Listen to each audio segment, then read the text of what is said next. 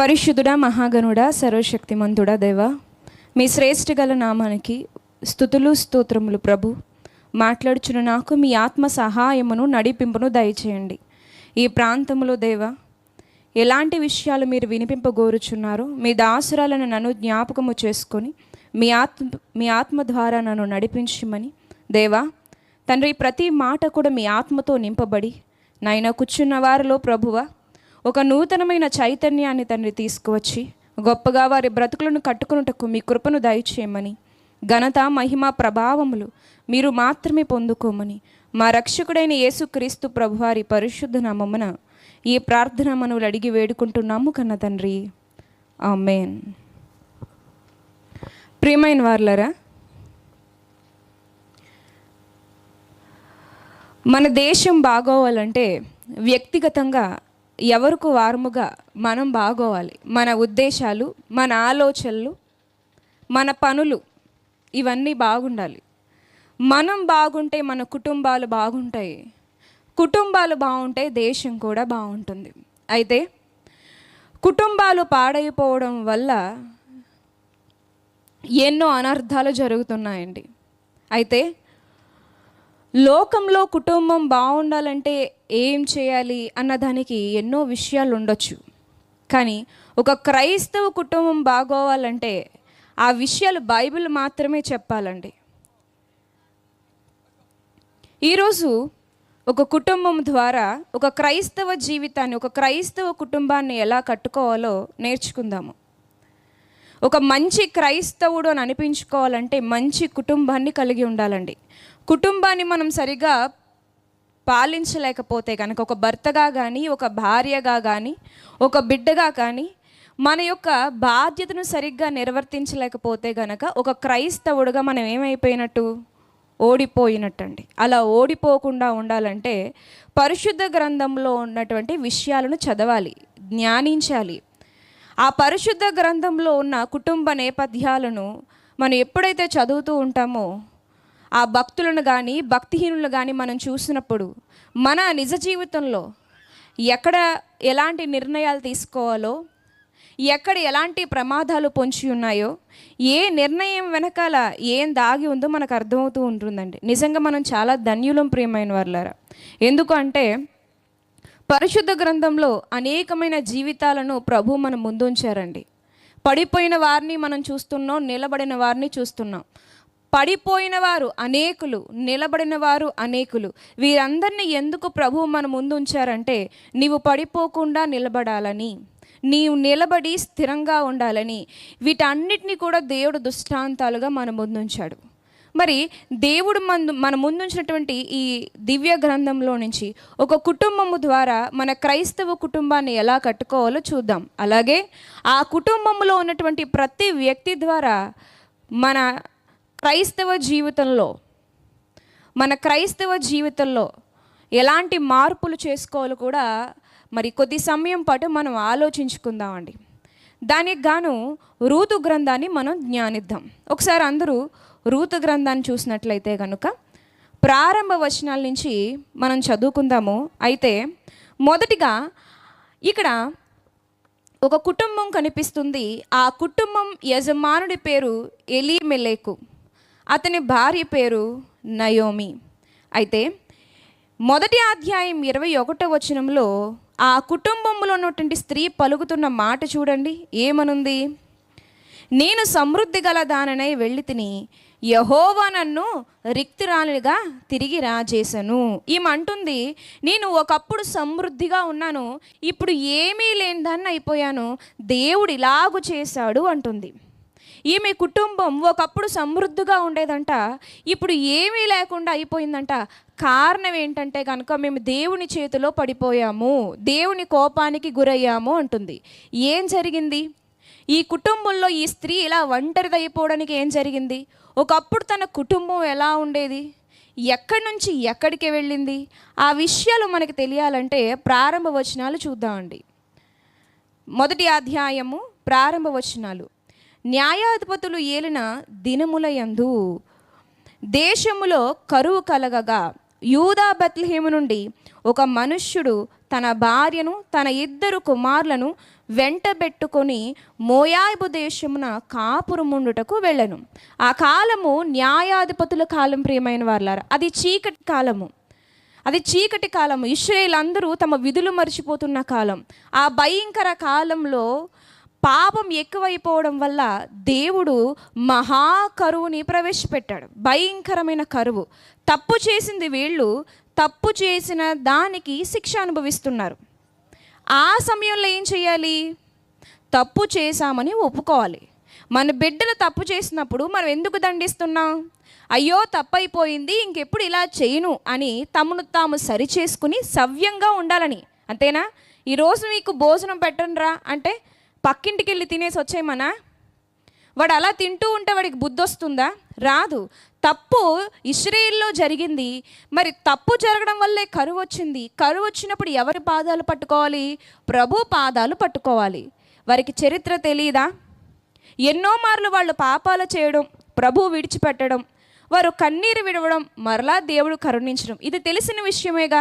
అయినా ఈ కుటుంబ యజమానుడు ఏం చేశాడంటే, తప్పు చేసింది మేమే కదా, అందుకే కదా ఈ కరువు మాకు వచ్చింది, మేము క్షమాపణ అడగాలి, ప్రభు కటాక్షమును కోరుకోవాలి, మా బ్రతుకు మార్చుకోవాలి అని ఈ కుటుంబ యజమానుడు నిర్ణయం తీసుకోవాలి. కానీ అక్కడ ఒక తప్పుడు నిర్ణయాన్ని తీసుకున్నాడండి.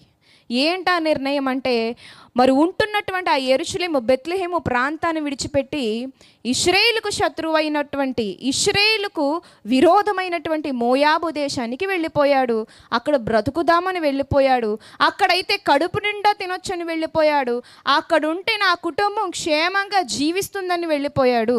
నిజంగా మోయాబు దేశానికి వెళ్ళి తన కుటుంబాన్ని సుసంపన్నం చేసుకుంటే అక్కడ దేవుడు చేతగానివాడా? దేవుని విడిచిపెట్టి, దేవుడి ఆశ్రయాన్ని విడిచిపెట్టి దేవుడే దిక్కు అనుకోవలసినటువంటి ఆ కుటుంబ యజమానుడు ప్రత్యామ్నాయాన్ని వెతుక్కున్నాడు, వేరే దిక్కు కోరుకున్నాడు. దేవుడు పాదాలు ఆశ్రయించకుండా తన తెలివితేటల మీదకి వెళ్ళిపోయాడు.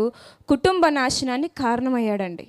అక్కడికి వెళ్ళిన తర్వాత ఏం జరిగిందంటే, ముందు ఎలియాజరు చనిపోతాడు, తర్వాత తన 2 కుమారులు కూడా చనిపోతారు. నయోమి ఒక్కరే మిగిలిపోతుంది తన 2 కోడండ్రుతో.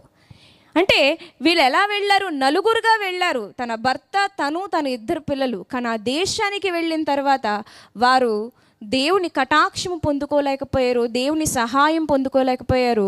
నయోమి ఒంటరిగా మిగిలిపోయింది. ప్రియమైన వారలారా, నయోమి ఒంటరిగా మిగిలిపోవడానికి కారణం ఎవరు? మరి ఆ బిడ్డలకు ప్రాణాపాయం వచ్చినప్పుడు దేవుడు సహాయం చేద్దామంటే వారికి పశ్చాత్తాపం లేదు. దేవుడు ఒక మాట అంటూ ఉంటాడండి, మీకు సహాయం చేయడానికి నా చేతులేమీ కొరచైపోలేదు, నా శక్తి ఏమీ తక్కువగా లేదు, మీకు నాకు మధ్య పాపం అడ్డు వచ్చింది అంటాడండి.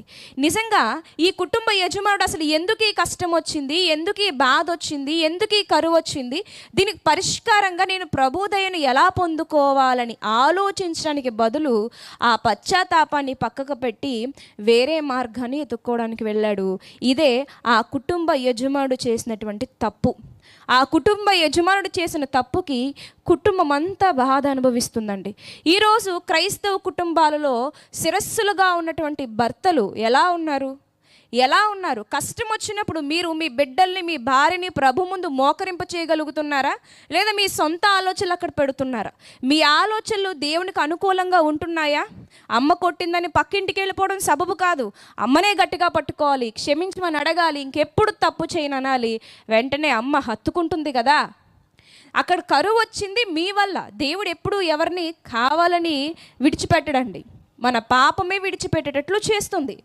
ఈరోజు కుటుంబ యజమానులుగా, ఒక క్రైస్తవ కుటుంబ యజమానుడుగా దేవుడు నీకు ఇచ్చినటువంటి ఆధిక్యతను మరి ఎలా వినియోగించుకుంటున్నామో ఈ సందర్భాన్ని బట్టి మనం ఆలోచించాలండి. పురుషుడు కుటుంబానికి కావలిగా ఉండాలి, కాపాడాల్సిన వాడుగా ఉండాలి. కాపాడవలసినటువంటి ఈ ఎలేమెలెకు ఏం చేశాడు? కంచె దాటేటట్లు చేశాడండి. ఏదైతే దేవుడు తన దగ్గర నుంచి వెళ్ళకూడదని కోరుకున్నాడో అది దాటేటట్లు నిర్ణయం తీసుకుంది ఎలేమెలెకు. ఈ నిర్ణయం తర్వాత ఏం జరిగిందో చూడండి. 2వ వచనం, 1వ అధ్యాయము 2వ వచనము. ఆ మనుషుని పేరు ఎలీమెలెకు, అతని భార్య పేరు నయోమి. అతని 2 కుమారుల పేర్లు మహ్లోను, కిల్యోను. వారు యూదా బెత్లెహేము వారైన ఎఫ్రాతీయులు. వారు మోయాబు దేశమునకు వెళ్ళి అక్కడ కాపురముండిరి. నయోమి పెనిమిటి అయిన ఎలీమెలెకు చనిపోయిన తరువాత, ఆయన చనిపోయాడు, ఆమెయు ఆమె ఇద్దరు కుమారులను నిలిచి ఉండిరి.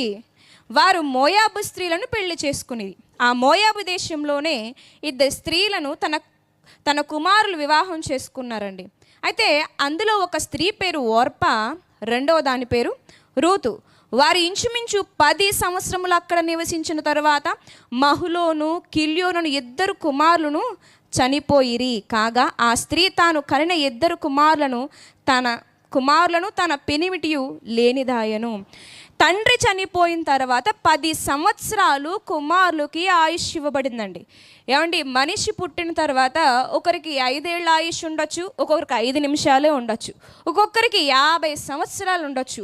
ఇక్కడ ఈ కుమారులకి ఇవ్వబడిన ఆయుష్ ఏంటంటే, తన తండ్రి మరణించిన ఇంకో 10 ఏళ్ళు ఎక్కువగా జీవించేంత మరి గొప్ప ఆశీర్వాదాన్ని ప్రభు ఆ కుమారులకు ఇచ్చాడు. మరి ఇచ్చిన సమయంలో ఈ కుమారులు ఆలోచించాలి కదా. నా తండ్రి చనిపోయేటప్పుడు దేవా నన్ను కాపాడని అడగలేకపోయాడే, ఎందుకంటే కంచె దాటి వచ్చేశాడు, తప్పుడు నిర్ణయాన్ని తీసుకున్నాడు అని ఆలోచించి సరిదిద్దుకోలేకపోయారండి. ఈరోజు మనకి చాలా సమయం ఇవ్వబడింది. ఇంకా 5 ఏళ్ళు ఉందో 10 ఏళ్ళు ఉందో 5 నిమిషాలే ఉందో తెలీదు. ఇవ్వబడుతున్న సమయాన్ని మనం చేసిన తప్పులు, అసలు మన బ్రతుకులో ఏం జరుగుతుంది, కష్టాలు ఎందుకు వస్తున్నాయి, కన్నీళ్ళు ఎందుకు వస్తున్నాయి, దీనికి నేనేమన్నా కారణమా, ఇలా ఆలోచించుకోవడానికే మనం గొప్పవాళ్ళం కాకపోయినా కొద్ది సమయం ఇవ్వబడింది. అయితే ఆ సమయాన్ని సరైన విధంగా ఉపయోగించుకుంటున్నామా, గుడ్డివారు వెళ్ళిపోయినట్టుగా వెళ్ళిపోతున్నామా అన్నది మనం ఆలోచించుకోవాలండి. ఇక్కడైతే ఈ మహులోను కిల్యోను అన్న ఈ ఇద్దరు కూడా గుడ్డివారుగా వెళ్ళిపోయారు. తన తండ్రి కంటే 10 ఏండ్లు ఎక్కువ బ్రతికినా ఏమాత్రం వారు తప్పును సరిదిద్దుకున్నట్లుగా ఇక్కడ మనకి కనిపించట్లేదు. వారి ఆయుష్కాలం కూడా పూర్తయిపోయిందండి. తండ్రి ద్వారా ఒక విషయాన్ని మనం నేర్చుకోవాలి. మన నిర్ణయం మన కుటుంబాన్ని నాశనం చేస్తుంది సరిగ్గా తీసుకోకపోతే. ఒక తప్పుడు నిర్ణయం, దేవుణ్ణి కాక దేన్ని నమ్మి నీ కుటుంబాన్ని నడిపించినా, ఎందుకంటే నీవు ఆ అంటేనే కుటుంబం అంతా ఆ అంటుందండి. ఆకాను విషయంలో మీరు జ్ఞాపకం చేసుకుంటే కనుక, ఆకాను భార్య ఏం చేయలేదు, ఆకాను బిడ్డలు ఏం చేయలేదు. ఆకాను చేసిన తప్పుకి కుటుంబం అందరూ చనిపోయారండి. అక్కడ పురుషుడు కాపాడాలి కానీ నాశనం చేశాడు కుటుంబాన్ని. ఆదాము విషయానికి వస్తే, నేను తిన్నాను నువ్వు తిను అన్నప్పుడు గద్దించాలి, సరిచేయాలి, కానీ తాను తిన్నాడు. ఇక్కడ శిరస్సుగా దేవుడిచ్చిన అధికారాన్ని, ఆధిపత్యాన్ని, అవకాశాన్ని ఇక్కడ ఉపయోగించుకోలేదు కాబట్టి కుటుంబం నాశనం అయిపోతుంది. ఇది మొదటగా మనం తెలుసుకోవాల్సిన విషయం. ఇక రెండవదిగా, ఇచ్చిన సమయం మన తప్పును సరిదిద్దుకోవడానికి అని మర్చిపోకూడదు. మరి ఇంకా ముందుకు వెళ్తే, ఈ ఒంటరి అయిపోయిన స్త్రీ నెక్స్ట్ తన బ్రతుకుని ఎలా ముందుకు తీసుకువెళ్ళింది? ఆ మోయాబు దేశంలో వాళ్ళు తప్ప ఎవరు వెళ్ళలేదండి. ఆ సాహసం ఈ ఎలీమెలెకు మాత్రమే చేశాడు, ఇంకెవరు చేయలేదు. ఆ దేశంలో భర్త లేడు, బిడ్డలు లేరు. ఇప్పుడు ఈమె జీవితం ఏంటి అని ఆలోచిస్తే చూడండి, 6వ వచనంలో, వారికి ఆహారం ఇచ్చుటకు యెహోవా తన జనులను దర్శించినని ఆమె మోయాబు దేశములో వినెను గనుక మోయాబు దేశం విడిచి వెళ్ళుటకై ఆమెయు ఆమె కోడనును ప్రయాణమైరి. ఎవరెవరండి ఇప్పుడు వెళ్ళింది? భర్త, తన 2 కుమారులు, తను. ఇప్పుడు తిరిగి వెళ్తుంది ఆమె, ఇంకా ఆమె 2 కోడన్రు. 7వ వచనము, అప్పుడు ఆమె ఉన్న స్థలము నుండి ఆమెతో కూడా ఆమె 2 కోడన్రును బయలుదేరి యూదా దేశమును తిరిగి పోవలనని మార్గమున వెళ్ళుచుండగా వాళ్ళు సిద్ధపడిపోయారండి. తిరిగి బెత్లెహేంకి వెళ్ళిపోవాలి, అక్కడ దేవుడు కృప చూపించాడు, కరువు పోయింది, పంటలు పండుతున్నాయి, తిరిగి నా దేశం దగ్గరికి నేను వెళ్ళిపోతాను అని నయోమితో పాటు ఓర్పా, రూతు అను కోడన్రు కూడా తిరుగు ప్రయాణం కట్టారు. మార్గములో మధ్యలో ఉండగా వారి సంభాషణ చూడండి. నయోమి తన 2 కోడన్రును చూచి, మీరు మీ తల్లుల ఇండ్లకు తిరిగి వెళ్ళుడి. మార్గం మధ్యలో ఉంటుందండి. ఇంటికి వెళ్ళిపోదామని ఆలోచన వచ్చినప్పుడు చెప్పలేదు, బయలుదేరుతున్నప్పుడు చెప్పలేదు.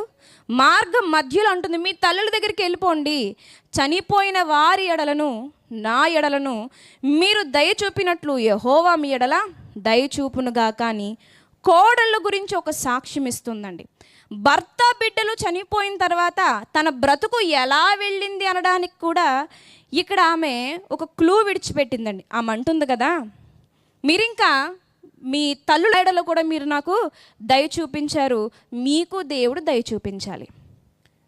చనిపోయిన వారిలో ఎలా దయ చూపించారు ఈ కోడండ్రు అంటే, చనిపోయిన వారి మీద ఎలా దయ చూపించారు? బ్రతుకున్న వారి మీద, అంటే ఒకప్పుడు బ్రతుకున్నారుగా కుమారులు భర్త, ఆ బ్రతుకున్న వారి మీద కోడండ్రు ఎలా దయ చూపిస్తారు? ఒక మనిషికి దయ ఎప్పుడు కావాలి? రోగులు కావాలి, నిస్సహాయ స్థితిలో ఉండాలి. అంటే ఈ కోడండ్రు ఇద్దరు ఎలా ఉన్నారు? తన భర్తకు తన కుమారులకి సేవ చేశారన్నమాట. సేవ చేశారు. పోనీ చచ్చిపోయారులే మామయ్య, చచ్చిపోయారులే భర్తే చనిపోయిన తర్వాత ఈవిడతో మాకేం పని, ఒంటరిది మేము వదిలేసినా వెనకాల అడిగేవాళ్ళు లేరు, వదిలేయచ్చు కదా అనుకోకుండా అత్తగారి పోషణ విషయంలో అత్తగారిని వీళ్ళు చూసుకుంటూ వచ్చారండి, దయ చూపించారంట. అసలు ఒక విషయం ఆలోచించాలండి, అసలు వీళ్ళు ఎవరు? ఇశ్రాయేలీయులు కాదే. ఓర్పా రూతు అనేవారు ఇశ్రాయేలీయులు కాదే, మోయాబీలండి, మోయాబీలు. మరి ఈ మోయాబీలకు ఇంత కనికరం ఎక్కడిది? ఈ రోజుల్లో కూడా బయట మనం చూస్తున్నప్పుడు అటు అడవి ప్రాంతాల్లో కానివ్వండి, ఏజెన్సీ ప్రాంతాల్లో వారు ఆరాధించే ఆరాధనలు ఎలా ఉంటాయో, వారు దేవుళ్ళని పేరు పెట్టుకుని ఎంత భయంకరంగా ప్రవర్తిస్తారో మోయాబీ సంస్కృతి కూడా అలాగే ఉంటుందండి. మోయాబీ సంస్కృతి ఎలా ఉంటుందంటే పసిబిడ్డలను బలిచ్చేస్తూ ఉంటారు. వాళ్ళు చంపడం చావడం పెద్ద లెక్కేమీ కాదు. జాలి దయా కరుణ ఇలాంటి వాళ్ళకి ఏమీ ఉండవు. ఓ నీతి ఉండదు. చూడండి మీరు ఆ ఏజెన్సీ ప్రాంతాల్లో వాళ్ళ దేవుళ్ళు ఆచారాలు చూస్తే కనుక అవి భయంకరం, మూఢత్వం, చాలా విచారకరం. వాటిని మనం సహించలేం, తప్పు అని ఖండిస్తాం. వాళ్ళ పీకలు వాళ్ళే కోసుకుంటారు, దేవుడు పీకలు కోసుకోమని ఎదిరిస్తాం. ఇది కూడా ఆ టైప్ ఆఫ్ కేటగిరీ అండి. వీళ్ళ దేవుళ్ళు కెమేషు, బయల్పెయేరు, నెబో, వీళ్ళ దేవుళ్ళ పేర్లు భయంకరమైనటువంటి సంస్కృతి కలిగిన వారు. ఇంత కిరాతకమైనటువంటి బ్యాక్గ్రౌండ్ నుంచి వచ్చినటువంటి ఈ ఓర్పా రూతు అని ఇద్దరు అమ్మాయిలు ఎలా ఉన్నారు? రోగగ్రస్తులైనటువంటి తన కుటుంబాన్ని చూసుకుంటున్నారు, దిక్కుముక్కు లేని అత్తగారిని చూసుకుంటున్నారు. ఎలా వీళ్ళు ఇలా ఉన్నారు? అసలు కారణం ఏంటి అని ఆలోచిస్తే కనుక ఒకటేనండి, నయోమి దేశం మారిందేమో కానీ తన బ్రతుకు మార్చుకోలేదండి. నయోమి ప్రేమ, నయోమి ప్రవర్తన, నయోమి యొక్క నడవడిక, ఒక విషయం పట్ల ఆమె తీసుకునే నిర్ణయాలు, ఆమె దయ, ఇవన్నీ కూడా ఆ ఇద్దరు కొడల్ని కట్టిపడేసాయండి. ఓర్ప అత్తగారు వెళ్ళిపోమంటే వెళ్ళిపోయింది, ప్రయాణం చేసినప్పుడు రానలేదే, మార్గం మధ్యలో వెళ్ళిపోతే బాగుండు అనుకోలేదే. ఓర్ప కూడా అత్తగారి ప్రేమకి ఆ యొక్క ప్రేమకి ఆమె కూడా దాసోహం అయిపోయింది. ప్రేమ అయిన వారులారా, దాసోహం అయిపోయింది. ఇలా నయోమి కోడండ్రు గొప్పగా ఉన్నారండి. నయోమి కోడండ్రు గొప్పగా ఉంది. కోడండ్రు చేత ఆమె ఆదరించబడింది. ఈ విధంగా మరి ఇంకా ముందుకు ఆలోచిస్తే ఆమె ఏమంటుంది? అత్తగారు ముందుకు వెళ్ళిన తర్వాత చూడండి, 9వ వచనము, మీలో ఒక్కొక్కతే పెండ్లి చేసుకుని తన ఇంట నెమ్మది నొందినట్లు యెహోవా దయచేయునుగా కానీ వారితో చెప్పి వారిని ముద్దు పెట్టుకొనెను. మీరు ఇంక వెళ్ళిపోండి ఆమె చెప్పేసిందండి. అసలు ఎందుకు వెళ్ళిపోమంది ఈమె? ఎందుకు కోడన్లు వెళ్ళిపోమంది? ఎందుకు వెళ్ళిపోమనాలి? ఇంత ప్రేమగా చూసుకున్న ఇద్దరు అమ్మాయిలు ఎందుకు వెళ్ళిపోమంటుంది? వెళ్ళిపోమని ఏమంటుంది? మీ తల్లులింటికి వెళ్ళి మీరు పెళ్ళిళ్ళు చేసుకోండి అంటుంది. ఎందుకు పెళ్ళిళ్ళు చేసుకోమంటుందంటే, ఒకవేళ ఆ ఆడపిల్లలిద్దరిని తన దేశం తీసుకొస్తే కనుక ఒక నియమం ఉంది, ఒక కట్టడి ఉందండి. అదేంటంటే ఈ బైబిల్ చదువుతున్నప్పుడు మనకి లేవ్యాకాండం 25వ అధ్యాయం 25వ వచనం, లేవ్యాకాండం 25వ అధ్యాయం 47వ వచనం, ద్వితీయోపదేశకాండం 25వ అధ్యాయం 5వ వచనం, ఈ 3 కూడా జాగ్రత్తగా ధ్యానిస్తేనండి అక్కడ కొన్ని ఉంటాయి. ఏంటంటే ఇశ్రాయేలులో 12 గోత్రాలు ఉంటాయి. ఏ గోత్రం వాళ్ళదే, ఎవరి స్వాస్యం వాళ్ళదే. వాళ్ళు ఏంటంటే వాళ్ళ భూమి ఇంకో గోత్రానికి కానీ పరులకు కానీ పోకూడదు. ఒకవేళ అలా పోకుండా వాళ్ళు అమ్ముకోవాలి, వాళ్ళే విడిపించుకోవాలి. వాళ్ళని సమీప బంధువులు అంటారు. సమీప బంధువులు, ఉదాహరణకి వాళ్ళు ఒక భూమిని అమ్మాలనుకుంటే సమీప బంధువుకే అమ్మాలి. నేను అమ్మేసాను, విడిపించుకోలేను, ఇప్పుడు నాకు ఎవరైనా సహాయం చేయాలి అంటే సమీప బంధువే రావాలి. నేను ఒకరికి దాసిగా వెళ్ళిపోయాను, ఇప్పుడు నాకు నన్ను విడిపించాలంటే మరలా ఎవరు రావాలి? సమీప బంధువే రావాలి. సమీప బంధువు ఎవరు లేరనుకోండి, నాకు శక్తి ఉంటే నాకు విడుదల వస్తుంది, నాకు శక్తి లేకపోతే సునాదం వరకు అలా ఉండాలి. నా స్వాస్యం అంటే 50 సంవత్సరాల వరకు వాళ్ళ చేతిలో ఉంటుంది. 50 సంవత్సరాల తర్వాత ఊరకనే మరలా వచ్చేస్తుంది. అలా ఖచ్చితంగా సమీప బంధువుడు ఉండాలి. అలాగే ఒక పురుషుడు బిడ్డలు లేకుండా చనిపోతే ఆ దగ్గర బంధువు ఎవరొకరు వచ్చి ఆమెను వివాహం చేసుకుని మొదట పుట్టిన బిడ్డ చనిపోయిన వాని బిడ్డ అని వాడిని పెంచాలి. అంటే మొదట పుట్టినవాడు ఏమవుతాడంటే చనిపోయిన వానికి బిడ్డగా ఉంటాడు, చనిపోయిన వాడికి వారసుడుగా ఉంటాడు. ఆ వారసుడే ఆస్తిని తీసుకుని ఆ వారసత్వాన్ని నిలబడతాడనమాట. వారసత్వం ఉంటుంది. స్వాస్యాన్ని, ఆస్తులు ఎవరికి, ఆ భూమి ఎవరికి వెళ్ళిపోకుండా చూస్తారు. ఇది ఒక నియమం. వీళ్ళు చూస్తే అన్యులని తీసుకొస్తున్నాను. మరి ఏ బంధువు రాకపోతే వివాహం చేసుకోవడానికి?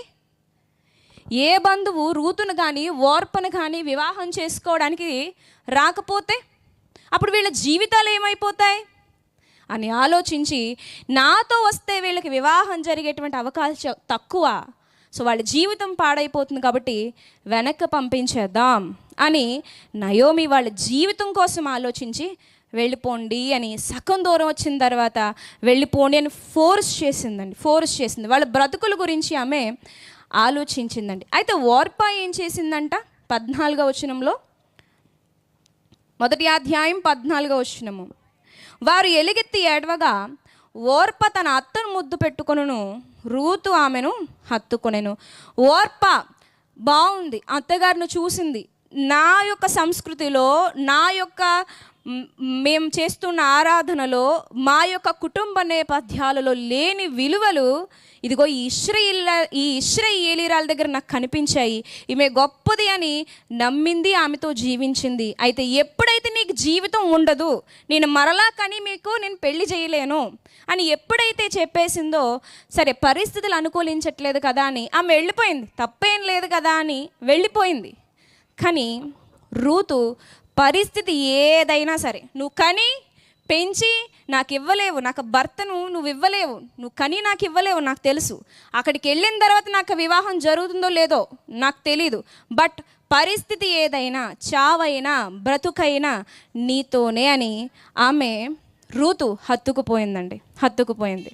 అంటే ఓర్పా నుంచి మనం నేర్చుకోవాల్సింది ఏంటంటే ప్రియమైన వారలారా, పరిస్థితికి అనుగుణంగా దేవునికి చేరువగా ఉండకూడదు. అంటే భవిష్యత్తు బాగుంటుంది అన్నప్పుడు దేవునికి దగ్గరైపోయి, దేవునికి దగ్గరైతే భవిష్యత్తు పోతుంది. దేవుడికి దగ్గరైతే, దేవుని కుమారుడుగా కుమార్తెగా పిలువబడితే సమాజంలో విలువ తగ్గిపోతుంది. దేవుని కుమారుడుగా ఆయన చెప్పినట్టు బ్రతికితే ఊరిలో నాకు జీవితం పోతుంది, నాకు రాబడి పోతుంది, నాకు ఉద్యోగం పోతుంది, నా పరిపతి పోతుంది అన్నప్పుడు ఏం చేస్తారంటే, బ్రతుకు లేదు కదా, దేవుని కుమారుడుగా ఖచ్చితంగా నిలబడితే నాకు బ్రతుకు లేదు కదా అని వెనకడుగు వేసిన వాళ్ళు ఎందరో ఉన్నారు. అలా ఉండకూడదు అని ఎందుకు అంటున్నానంటే, రూతుకు వచ్చినటువంటి ఆశీర్వాదం ఓర్పకు రాలేదండి. రూతును చూసిన దేవుడు ఓర్పాను చూడడా? రూతుకి బోయాజు నియమించినట్టు ఓర్పకు మరొకని దేవుడు నియమించడా? నమ్మి వచ్చిన వారిని ఆయన త్రోసిపుచ్చేస్తాడా? త్రోసిపుచ్చుడు. ప్రియమైన వారలారా, ఓర్ప వలె మన భక్తి పరిస్థితులు బట్టి ఉండకూడదు అంటున్నాను. భక్తి చేస్తాం, అంతా బాగుంటే మనకంటే భక్తి పరులు ఎవ్వరూ ఉండరు. కానీ పరిస్థితి కాస్తంత అటు ఇటు ఊగిందా అంటే, నువ్వు క్రైస్తవుడువో తెలీదు, క్రైస్తవేతరుడువో తెలీదు, క్రైస్తవురాలువో తెలీదు, క్రైస్తవురాలు కాదో తెలియదు అన్నట్లుగా ప్రపంచంలో లోకల్లో కలిసిపోతూ ఉంటాం. ఏం జరుగుతుందంటే, రూతుకున్నటువంటి భవిష్యత్తులో రూతుకి వచ్చేటువంటి ఆశీర్వాదం ఓర్పకు లేదంతే. నువ్వు ప్రభు కొరకు ఈరోజు ఎంత సహించుకుంటావో, ఎంత తెగిస్తావో, పరిస్థితులు ఏదైనా పర్లేదు ఎంత మొండిగా కూర్చుంటావో, నీకొచ్చేటువంటి ప్రభు కృప, ఆశీర్వాదం, దీవెన అంతే అంతే గాఢంగా, అంతే దృఢంగా, అంతే లోతుగా నీ జీవితంలోనికి వస్తుంది అని ఇదిగో ఈ కుటుంబం ద్వారా మనం తెలుసుకోవచ్చండి. రూతు విషయానికి వస్తే చూడండి, ఆమె పరిస్థితి ఏదైనా సరే తల వంచను అని చెప్పిందండి. ఆ మాట ఎక్కడ కనిపిస్తుంది? రూతు గ్రంథం 1వ అధ్యాయము 17వ వచనము 16 నుంచి చదువుదామండి. అందుకు రూతు, నా వెంబడి రావద్దనియు నన్ను విడిచిపెట్టుమనియు నన్ను బ్రతిమాలు కొనవద్దు. నీవు వెళ్ళు చోటికే నేను వచ్చేదను, నీవు నివసించు చోటనే నేను నివసించదను. నీ జనమే నా జనము, నీ దేవుడే నా దేవుడు అని అందండి. నీవు మృతి పొందు చోటను నేను మృతి పొందెదను, అక్కడనే పాతి పెట్టబడదను. మరణము తప్ప మరి ఏదైనా నిన్ను నన్ను ప్రత్యేకించినడలా యెహోవా నాకు ఎంత కీడైనా చేయునుగాక అనెను. ఈ విధంగా రూతు తను ఏదైతే అత్తగారి ద్వారా నేర్చుకుందో, తను ఏదైతే అత్తగారి ద్వారా తెలుసుకుందో, దేవుడు తెలుసుకుంది, విలువలు తెలుసుకుంది, ప్రేమ తెలుసుకుంది, మమకారం తెలుసుకుంది, ఇవన్నీ నేర్చుకుంది. ఏదేమైనా నేను నేర్చుకున్న దానిలోంచి వెనక్కి వెళ్ళే ప్రసక్తి లేదు. నేను వదిలేసి వచ్చిన దాన్ని వెనక్కి తిరిగి చూసే ప్రసక్తి లేదు. పెళ్ళి గొడవ ఎందుకు అత్తయ్య, చావుకు సిద్ధం నేను అంది. వివాహం గురించి ఆలోచిస్తున్నావా, నేను చచ్చిపోవడానికి రెడీ అంది. ఆ విధంగా అత్తగారి ద్వారా నేర్చుకున్న దాన్ని గట్టిగా పట్టుకుంది. ప్రియమైన వారలారా, పరిస్థితులు ఏదైనా తలదించలేదండి, దయ చూపించింది. దయ చూపించి తను అత్తగారి కొరకు కష్టపడిందండి. ఎంతో ఎంతో అత్తగారిని ప్రేమించింది. కష్టకాలంలో ఆమెకు తోడుగా ఉంది ప్రేమ. చూడండి ఆమె ఎంత కష్టపడిందంటే, పురుషులు లేని ఇంట స్త్రీ పడిన పాటలు చూడండి. అత్తగారిని వెళ్ళొద్దని తానే వెళ్ళింది. ఎంతగా కష్టపడింది చూద్దాము. 2వ అధ్యాయము 7వ వచనము చూద్దాం. 2వ అధ్యాయం 7వ వచనంలో ఆమె, నేను కోయివారి వెనక పనుల మధ్యను ఏరుకొని కూర్చుకొనుటకు దయచేసి నాకు సెలవిమ్మని అడిగాను. ఆమె వచ్చి ఉదయం మొదలుకొని ఇది వరకు ఏరుకొని చుండెను, అంటే ఉదయం మొదలుకొని ఇది వరకు ఏరుకొని చుండెను, కొంతసేపు మాత్రము ఆమె ఇంట కూర్చుండడని వాడు చెప్పాను. కొంత సమయమే కూర్చుని. ఎందుకంటే ఇంత కష్టం రూతుకి, ఎంత ఎందుకమ్మా నువ్వు కష్టపడుతున్నావు అంటే, బిడ్డల కోసమా, నాకు పిల్లలు లేరే, తల్లిదండ్రుల కోసమా, మాది ఊరు కాదే, నీ కోసమా, నా కోసం ఎందుకంటే ఇంత కష్టం, మరి ఎవరి కోసం? నాకు విలువలు నేర్పిన అత్తగారి కోసం, నాకు జీవాన్ని పరిచయం చేసిన అత్తలాంటి తల్లి కోసం నేను కష్టపడుతున్నానని ఆమెపై దయ చూపించింది. నువ్వు ఇంత కష్టపడొద్దు, నేను వయసులో ఉన్నా నేను కష్టపడతానని ఆమె స్త్రీ అయి ఉండి పురుషుల్లా కష్టపడుతుందండి, పురుషుల్లా కష్టపడుతుంది. ఇంకా చూస్తానండి,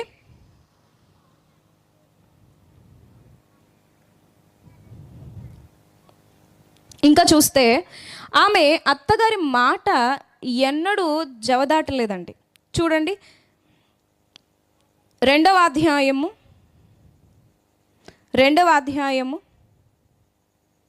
22వ వచనాన్ని చదవండి.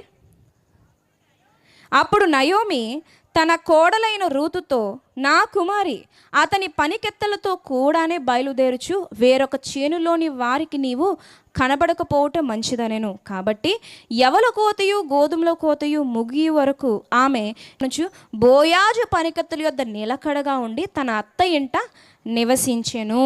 అత్తగారు చెప్తుంది, బోయాజు మంచి వ్యక్తి, ఆయన పొలంలోకి తప్ప ఇంకే పొలంలోనికి వెళ్ళకుండా ఉంటే మంచిది, ఇంకెవరు కంట పడకుండా ఉంటే మంచిదమ్మా అంటే, అలాగే అని ఏం చేసింది, తన అత్తగారి మాటను జవదాటలేదండి, జవదాటలేదు. తన అత్తగారికి అంతగా ఆమె లోబడి ఉంది.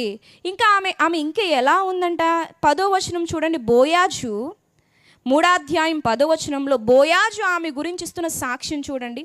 అతడు, నా కుమారి, యెహోవా చేత నీవు దీవెన నొందిన దానవు, కొద్దివారనే కానీ గొప్పవారనే కానీ యవ్వనస్తులను నీవు వెంబడింపక యునుట వలన నీ మునుపటి సత్ప్రవర్తన కంటే వెనుకటి సత్ప్రవర్తన మరి ఎక్కువైనది. ముందేం చేసింది ఆమె?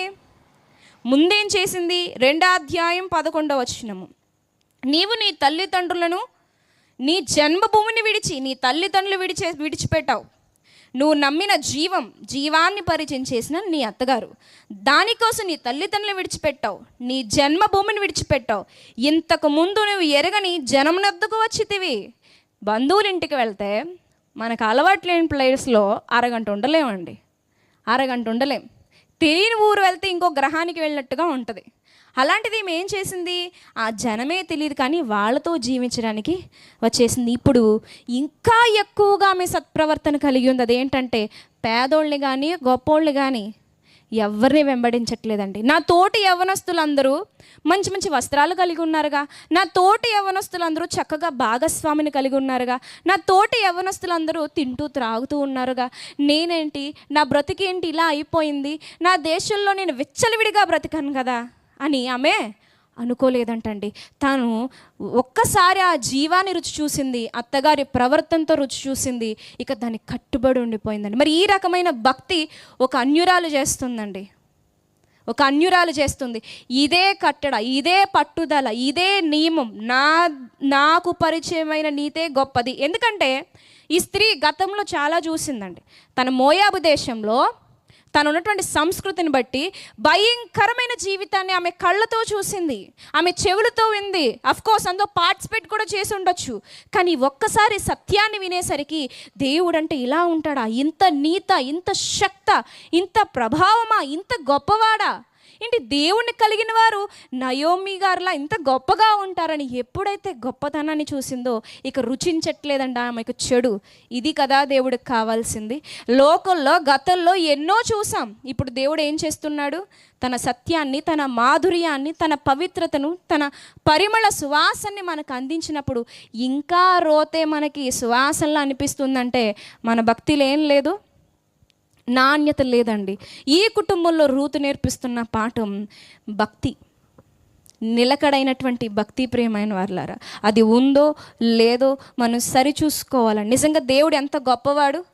ఎలాంటి సంస్కృతి నుంచి వచ్చింది అంటే పిల్లల్ని బలి చేసే సంస్కృతి దేవుడికి నచ్చుతుందండి. మన దేవుడు ఏం చెప్పాడు? చిన్న పిల్లలదే పరలోక రాజ్యం. చిన్న పిల్లల్ని ఆయన ఏం చేశాడు? శిష్యులు పక్కకు వెళ్ళండి అంటుంటే నా దగ్గరికి రానియండి, వాళ్ళదే పరలోక రాజ్యమని చిన్నపిల్లల్ని ముద్దాడాడు మన యేసుక్రీస్తు ప్రభువారు. చిన్నపిల్లల్ని, అలాంటి చిన్నపిల్లల్ని బలిచ్చే సంస్కృతి మోయాబు సంస్కృతి. ఎన్నో, ఒక మనిషికి ఎంతోమంది భార్యలు, ఒక పురుషుడికి ఎంతోమంది భార్యలు, ఒక స్త్రీకి ఎంతోమంది భర్తలు. ఒక రకంగా చెప్పాలంటే విలువలు లేని ఒక భయంకరమైన ప్రపంచం, చంపుకునే ప్రపంచం, దోపిడీలు చేసుకునే ప్రపంచం, కీడు మాత్రమే తలపెట్టే ప్రపంచం. అలాంటి ప్రపంచంలోని ఒక స్త్రీని ప్రభు ఏం చేశాడు? తన గుండెకు హత్తుకున్నాడండి. దీన్ని బట్టి మనకి ఏమర్థమవుతుందో తెలుసండి? లోకమంతా ఆయన పిల్లలేనండి. ఆయన్ని ఎవరైతే వెతుకుతారో, ఆయన్ని ఎవరైతే అర్థం చేసుకుంటారో వారందరినీ ప్రభు ఆహ్వానిస్తున్నారు. వారి గతం ఏదైనా, వారు గతంలో ఎలా ఉన్నా సరే, ఇశ్రాయేలులో ఉన్న స్త్రీలను దేవుడు ఎలా చూసుకున్నాడో, ఎక్కడో భయంకరమైనటువంటి వాతావరణంలో పెరిగినటువంటి రూతును కూడా అలాగే గుండెకు హత్తుకున్నాడు. ఇంకా చెప్పాలంటే ఆమె భక్తి ఈ ఇశ్రాయేలులో ఉన్న స్త్రీలను దాటి వెళ్ళిపోయింది కాబట్టి రూతుని తీసుకొచ్చి యేసుక్రీస్తు ప్రభువారి వంశావళిలో పెట్టాడు. ప్రియమైన వారులారా, ఇలాంటి వారి కోసం ప్రభు చూస్తున్నాడు, ఇలాంటి వారి కోసం దేవుడు వెతుకుతున్నాడు, ఇలాంటి వారిని ప్రభు ఆకర్షించాలనుకుంటున్నాడండి. దేవుడు పక్షపాతి కాదు, దేవుడు ఒక వర్గానికి దేవుడు కాదు, లేదా క్రైస్తవులకే దేవుడు కాదు. నిజంగా ఒక వర్గానికి దేవుడు అయితే ఈ స్త్రీని, ఈ మోయాబు దేశానికి చెందిన స్త్రీని దగ్గరికి తీసుకోకూడదండి. పాపిని అసహించుకోవడమే దైవత్వం కాదు, పాపిని సైతం ప్రేమించి పాపిని మార్చడము అదే కదండి నిజమైన దైవత్వం. ఒక తల్లికి 2 కుమారులు ఉంటే 2 కుమారులు తప్పు చేశారని విషం పెట్టేసింది ఒక తల్లి. 2 కుమారులు తప్పు చేశారని తన ప్రాణాన్ని సైతం అడ్డుపెట్టి తన 2 కుమారుని మార్చుకుంది మరొక తల్లి. ఎవరిది నిజమైన ప్రేమో చెప్పండి? విషం పెట్టి చంపేసిన తల్లిది నిజమైన ప్రేమ, ప్రాణాన్నైనా ఇవ్వడానికి సిద్ధపడిపోయి కుమారులు మంచిగా మార్చుకున్నటువంటి తల్లిది నిజమైన ప్రేమ? విషం పెట్టేసి చంపేసిన తల్లిది కాదండి. మానవుని సంబంధాల విషయంలో అన్నీ సవ్యంగా మనం ఆలోచిస్తాం, కానీ దేవుని విషయానికి వచ్చేసరికి ఆయన పాపులకు దేవుడని, పాపాన్ని ప్రేమించే దేవుడని అంటున్నారు. ఆయన పాపాన్ని ప్రేమించడు, కానీ పాపిని ప్రేమిస్తాడు. ఎలాంటి పాపము చేసినా నిన్ను క్షమిస్తాడు. ఎలాంటి ఘోరాతి ఘోరాలు చేసినా ఆయన క్షమిస్తాడు. ఒక స్త్రీ వచ్చి అందంట, ఇలాంటి సభల్లో వాక్య విని పాస్టర్ గారి దగ్గరికి వచ్చి అడిగిందంట, అయ్యా నేను చాలా ఘోరమైన పాపిని, మీ ప్రభువు నన్ను క్షమిస్తాడా అని. క్షమిస్తాడమ్మా అని ఆ పాస్టర్ గారు చెప్తే, నిజంగా క్షమిస్తాడయ్యా, నేను భయంకరమైన పాపిని అంది. అవును, నువ్వు ఎంత భయంకరమైన పాపివైనా నేను క్షమిస్తాడమ్మా అంటే, అది కాదయ్యా నేను రాక్షసిని అందంట. ఇదేంటి రాక్షసివా, ఇలా మాట్లాడుతున్నావేంటమ్మా అంటే, ఆమె చెప్పింది, నేను ఒక మంత్రసానిని, నేను ఎంతోమందికి పురులు పోసినప్పుడు డబ్బుకు ఆశపడి పుడుతున్న బిడ్డను గొంతు నులిమేసి చంపేశాను, ఎంతోమంది పిల్లల్ని చంపేశాను. ఇదిగో మొన్నే కొన్ని సంవత్సరాల తర్వాత ఒక ఆమె గర్భం ధరించి ప్రసవ నొప్పులు పడుతుంటే, ప్రసవ వేదన పడుతుంటే, ఇదిగో నన్ను పిలిచారు. ఆమెకు బిడ్డ పుట్టకూడదు అని, మగ బిడ్డ అయితే చంపేయాలని నాకు డబ్బులు ఇస్తే 50 రూపాయలు, చాలా కాలం క్రితం జరిగిన నిజ సంఘటన, 50 రూపాయలు ఇస్తే ఆ 50 రూపాయల కోసం ఆ బిడ్డ యొక్క గొంతు నొక్కేస్తే ఆ బిడ్డ కళ్ళు 2 బయటకు పొడుచుకొచ్చేసి చచ్చిపోయాడు. న్యూస్ పేపర్లో చుట్టేసి పక్కన ఉన్నటువంటి కుళ్ళి కాలం అంటారు కదా, వేస్ట్ వాటర్ వెళ్ళిపోయి దాంట్లో పడేశాను. మరి ఎంత దారుణం! ఒక మనిషిని చంపాను అనుకోండి, సగం మంచోడు సగం చెడ్డోడు వదిలేయండి. ఒక పసిబిడ్డను చంపడం చిన్న విషయమా? మరి ఒక బిడ్డను చంపానా, చాలా మందిని చంపేశాను. మరి ఈ రాక్షసుని ప్రభు క్షమిస్తాడా అంటే, ఆ పాస్టర్ గారు చెప్పారు, ఖచ్చితంగా క్షమిస్తాడు. నువ్వు మారు మనసు పొందుకొని, దేవా నేను తప్పు చేశానంటే ఎవరినైనా క్షమిస్తాడు. ప్రభుత్వాలు క్షమించకపోవచ్చు, సమాజం క్షమించకపోవచ్చు, కానీ ప్రభు క్షమిస్తాడు. అదే హృదయంతో రూతును కూడా దేవుడు దగ్గర తీసుకున్నాడు. రూతుకు ఒక భవిష్యత్తునిచ్చాడు. రూతుకి సుగుణాల సంపన్నుడైనటువంటి బోయాజు అనే భర్తనిచ్చాడు. 40 సంవత్సరాలండి, 40 సంవత్సరాలు ప్రయాణం చేసి ఎన్నో యుద్ధాలు చేసి సంపాదించుకున్నారండి ఆ కనాను స్వాస్యాన్ని. అయితే కేవలం దేవుని కృప వల్ల అక్కడ స్వాస్యాన్ని రూతు పొందుకుందండి. ఇది ఎవరిచ్చింది? ప్రభు ఇచ్చింది. ప్రేమైన వాళ్ళ ప్రభు పక్షపాతి కాదు. ప్రభు అందరికీ దేవుడు, ఎవరికైనా దేవుడు. అయితే ఆయన ప్రేమను తెలుసుకోవాలి, నీ పాపాన్ని ఒప్పుకోవాలి. రూత్ అలాగే ఉంది. అది చెడు అనుకుంది కాబట్టే ఆమె ఇంకా వెళ్ళలే, వెక్కసమైపోయింది ఆమెకు. ఆమె నీతి వైపే చూసింది. ప్రియమైన వాళ్ళారా, ఇక్కడ ఒక విషయం అర్థం చేసుకోవాలి. ఈ రూతు ప్రభు యొద్దకు నడిచిందంటే నడిపించింది నయోమి బ్రతుకు, నయోమి యొక్క జీవితం.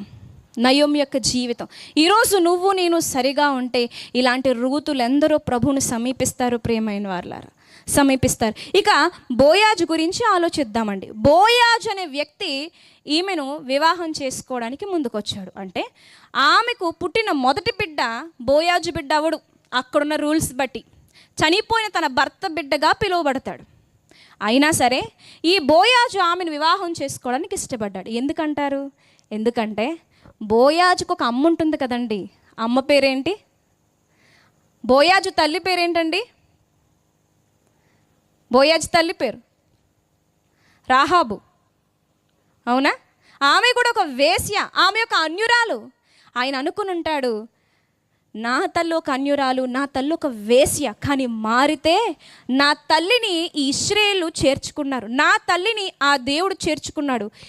ఈ రూతును చూస్తుంటే నాకు మా అమ్మ గుర్తొస్తుంది. ఒకప్పుడు మా అమ్మ కూడా ఈ దేశంలో ఇలాగే వచ్చింది కదా, మా అమ్మ కూడా ఇలాగ వచ్చింది కదా అని రూతులో తన తల్లిని చూసుకున్నాడు. కాబట్టి తనకు భర్తగా ఉండడానికి అంగీకరించాడండి. గతాన్ని మర్చిపోలేదండి బోయాజు. మరి బోయాజు నేర్పిస్తున్న పాఠం ఏంటంటే, ప్రియమైన వాళ్ళారా, నీవు నీ గతాన్ని ఎప్పుడు గుర్తుపెట్టుకో. ఏ స్థితిలో నుంచి ఏ స్థితికి వచ్చో ఎప్పుడు గుర్తుపెట్టుకో.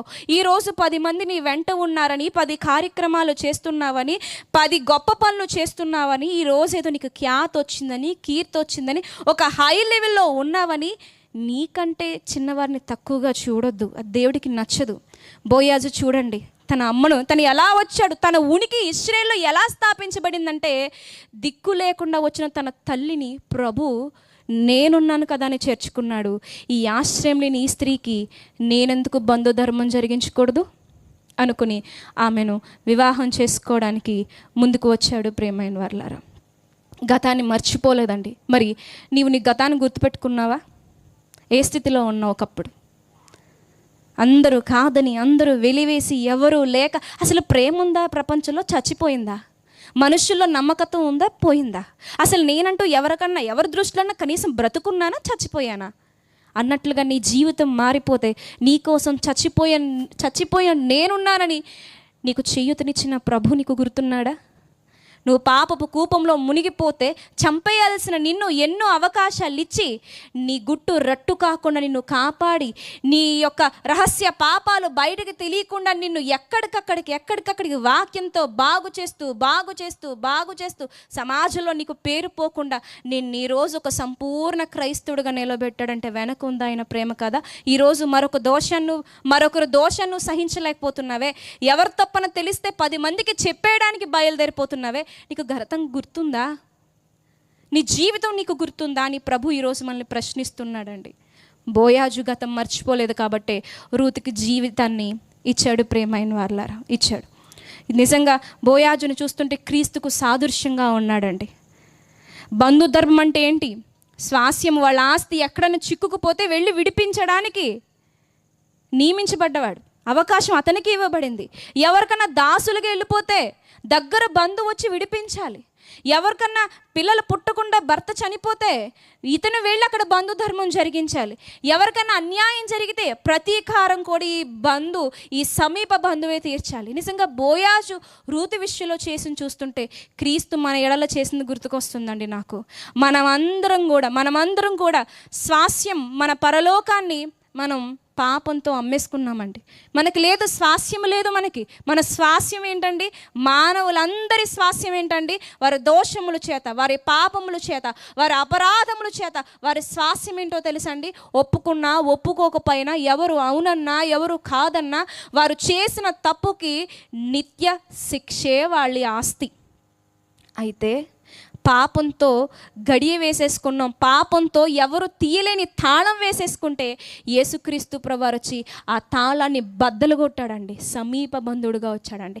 మనల్ని మనమే పాపానికి అమ్మేసుకుని, అయ్యో ఇంత ఘోరమైనటువంటి ఈ దుస్థితి నుంచి, ఈ ఘోరమైన జీవితం నుంచి నన్నెవరు రక్షించేదని నువ్వు రక్షించుకోలేక, బయటికి రాలేక, అందులో బ్రతకలేక గింజుకుపోతున్నప్పుడు పాపానికి దాసురాలుగా ఉన్న నిన్ను తన రక్తము చేత, తన ఆత్మ చేత నిన్ను నింపి ఆ పాపం నుంచి నిన్ను బయటకు తీసుకొచ్చి విమోచకుడు అవ్వలేదా?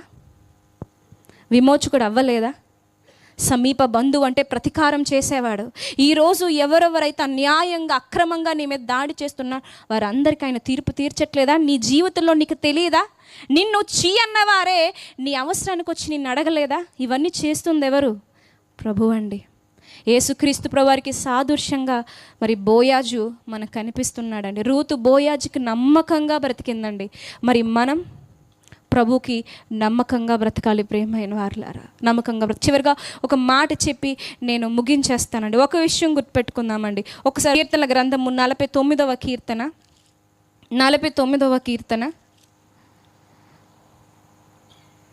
7, 8, 9 వచనాలు చదువుకుందామండి.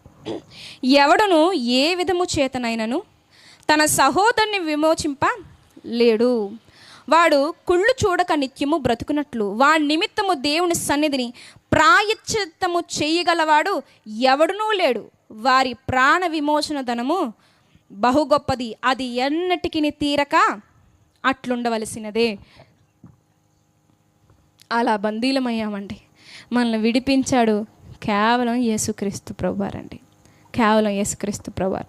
చివరగా మాట్లాడుతున్న మాట ఏంటంటే, మొత్తం ఈరోజు మన ఈ కుటుంబం ద్వారా ఎన్నో విలువలు, ఏది చేయకూడదు, కుటుంబాన్ని ఎలా ముందుకు తీసుకువెళ్ళాలని ఒక క్రైస్తవులుగా మనం నేర్చుకున్నాం. అలాగే ప్రభువుకి, ఆయనకి ఎప్పుడు కూడా తన పర అంటూ ఎవరు లేరు, అందరూ ఆయన పిల్లలే. పాపమే మనిషిని వేరు చేస్తుంది. క్షమాపణ అడిగితే ఎవరినన్నా దేవుడు దరి చేర్చుకుంటాడు. ఆయనకి పక్షపాతము లేదు అని రూతు గారిని బట్టి మనం అర్థం చేసుకున్నాం. అయితే ఒక విషయం ఆలోచిద్దాం. రూతు గారు ఆశీర్వదించబడ్డారు, నిజమే. 7 కుమారుల కంటే నీకు ఎక్కువ అని చుట్టుపక్కల జనులందరూ నయోమిని పొగిడారు. నిజమే. అయితే ఒక విషయం జ్ఞాపకం చేసుకోండి, రూతు క్రీస్తు వంశావళిలో ఉంది, సంతోషమే. అయితే విచారించవలసింది ఏంటంటే, అంతమంది ఉండగా రూతు వంశవళిలో చేర్చబడింది. ఆ రోజుల్లో బోయాజు వివాహం చేసుకోవడానికి రూతు సమకాలీకులు చాలామంది ఉన్నారండి. కానీ ఎవరికి అవకాశం ఇవ్వలేదు. వాళ్ళందరినీ దాటి రూతు నిలబడిపోయింది, దాటించేసిందండి. ఒక పక్క రూతు గెలిచిందని ఆనందపడాలా? ఆ భాగ్యం నాకు రాలేదని ఇశ్రాయేలు కుమార్తెలు విచారపడాలా? ఆలోచించండి ప్రియమైన వారలారా. ఆయన అన్వేషిస్తున్నాడు. ఆయన చిత్తాన్ని, ఆయన సంకల్పాన్ని నెరవేర్చుకోవడానికి తగిన పాత్రులుగా ఎవరున్నారని ఆయన వెతుకుతున్నప్పుడు మనం కనిపిస్తున్నామా? ఆ రోజు క్రీస్తు వంశావళిలో దేవుడు అనేక మందిని జతపరిచాడండి, అనేక మందికి అవకాశం ఇచ్చాడండి. ఈరోజు ఆత్మల రక్షణ విషయంలో, ఆయన సువార్త ప్రకటన విషయంలో దేవుడు నువ్వు కనిపిస్తున్నా నీ మీద దృష్టి పెట్టకుండా ఇంకా ఎవరో రావాలని ఎదురు చూస్తున్నాడంటే అది నీకు నాకు ఎంత అవమానం. బైబిల్ పట్టుకున్న నిన్ను దాటి దేవుడి చూపులు ఇంకా వెతుకుతున్నాయంటే ఆయన తగినట్లుగా ఇంకా నువ్వు ఆకారంలోకి రాలేదనే కదా. ఇది ఎంత సిగ్గు.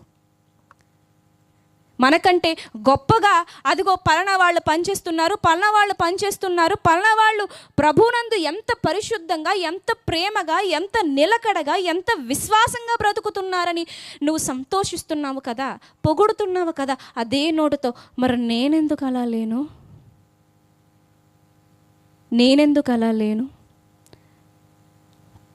అని ఆలోచించుకోవాలి. తెలివి, జ్ఞానం, చదువు ఇవేమి కొలతలు కాదని మీకు తెలుసు. వెర్రివారు, విద్యా విహీనులు, తెలివిలేని వారు, పెంట కుప్పల మీద ఉన్నవారిని సైతం ప్రభువు ఎన్నుకున్నాడు.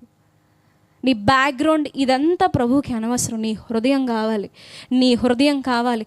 బైబిల్ పట్టుకున్నటువంటి నిన్ను దాటి వెళ్ళిపోతే కనుక అది చాలా విచారకరం అండి. ప్రార్థన చేయాలండి. మనం దేవా నన్ను చూడు, నువ్వు చూసేటట్లుగా, నీ కళ్ళకు అందంగా నేను ఉండేటట్లు నన్ను సరిదిద్దు అని మనం ప్రార్థన చేయాలండి. సౌలుకి దేవుడు సింహాసనం ఇచ్చాడండి. సౌలు నిలబెట్టుకోలేదు. ఆ సింహాసనం యోనాతానుకు వెళ్ళలేదండి. యోనాతాను దాటేసి దావీదుకి వెళ్ళిందండి. దావీదు కుమారుడు సొలొమోను. తర్వాత ఎవరుండాలి రాజ్యానికి రాజుగా?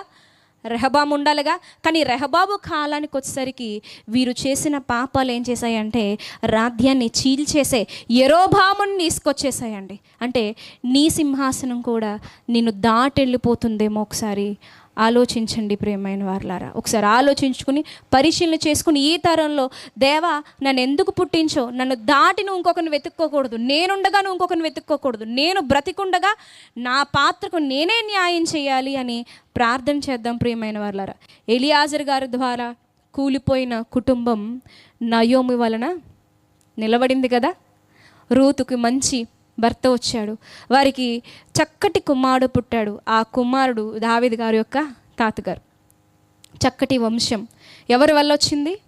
నయోమి మరలా తన భక్తితో నిలవబెట్టుకుందండి. స్త్రీలు జ్ఞానయుక్తంగా, స్త్రీలు వాక్యానుసారంగా బలంగా నిలబడగలిగితే కూలిపోయిన కుటుంబాలను సైతం నిలబెట్టుకోగలరని ఈ లేఖనం, ఈ చరిత్ర మనకి సాక్ష్యం ఇస్తుందండి. అందుకే ప్రతి మంగళవారం కూడా మరి సహోదరులు మోషే అన్నయ్య గారి ఇంటి వద్ద స్త్రీల కూడిక జరుగుతుందండి. ఉదయం 10 గంటల నుంచి 1 గంట వరకు. మరి అవకాశం ఉన్న ప్రతి ఒక్కరు కూడా అక్కడికి వచ్చి స్త్రీలుగా మీ బాధ్యత ఏంటో, తల్లులుగా మీ బాధ్యత ఏంటో, కుమార్తెలుగా, కోడండ్రులుగా, ఒక విశ్వాసిగా, ఒక మనిషిగా అసలు మీ మీరు చూపించాల్సినటువంటి విలువలేంటో ఇవన్నీ కూడా నేర్చుకోవడానికి ఈ గ్రామంలో దేవుడు మరి ఈ కుటుంబం ద్వారా ఒక చక్కని అవకాశాన్ని ఇచ్చారు. వాటిని కూడా మీరందరూ వినియోగపరచుకోవాల్సిందిగా మీ కృపలో, దేవుని కృపలో మీరందరూ వర్ధిల్లాలని, ఆశీర్వదించబడాలని కోరుకుంటూ ఈ మాటలు ముగిస్తున్నాను. ప్రార్థన చేసుకుందామండి. పరిశుద్ధుడా, మా ప్రియ పరలోకపు కన్న తండ్రి దేవా, ఇప్పటి వరకు తండ్రి దేవా నయోమి గారి కుటుంబం ద్వారా ఎన్నో విషయాలను మాకు తెలియపరిచారు దేవా. మా కుటుంబాలను కట్టుకున్నటకు, మమ్మల్ని మేము పరిశీలించుకున్నటకు మీ సహాయాన్ని అందించినందుకు మీకు స్తోత్రము తండ్రి దేవా. ఇంకా మీదే భారం, విన్న మాటలు విడిచిపెట్టకుండా దాని ప్రకారం జీవించేటువంటి జ్ఞానం మాకు అనుగ్రహించండి దేవా. తర్వాత తండ్రి మీ మాటలను తండ్రి వివరించబోతున్నటువంటి మరి డేవిడ్ అన్నయ్య గారికి మీ ఆత్మ సహాయమును దయచేసి మా అందరితో మాట్లాడమని మా రక్షకుడైన యేసుక్రీస్తు ప్రభు వారి పరిశుద్ధ నామమున ఈ ప్రార్థన మనలు అడిగి వేడుకుంటున్నాము కన్న తండ్రి. ఆమేన్. వందనాలు.